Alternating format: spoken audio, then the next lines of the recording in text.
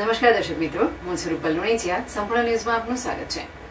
બનાસકાંઠા ભૂસ્તર વિભાગે ગત એક વર્ષમાં 105.26 કરોડનો વિક્રમજનક આવક મેળવ્યા બાદ એપ્રિલ મહિનામાં એક જ માસમાં કુલ 81 કેસ કરીને વધુ 2.2 કરોડની દંડકીય આવક મેળવી છે.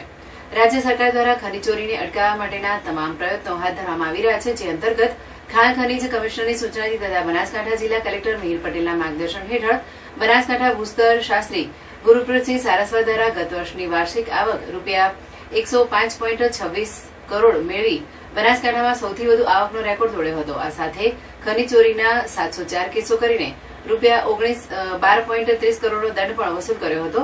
ત્યારે વર્ષ દરમિયાનની વિક્રમજનક આવક બાદ ભૂસ્તર શાસ્ત્રીની સૂચનાથી ખનીજ વિભાગની ટીમો દ્વારા અલગ અલગ વિસ્તારોમાંથી એપ્રિલ 2025 એક જ માસમાં 81 કેસો કરી રૂપિયા 2.2 કરોડનો વિક્રમજનક આવક મેળવી છે.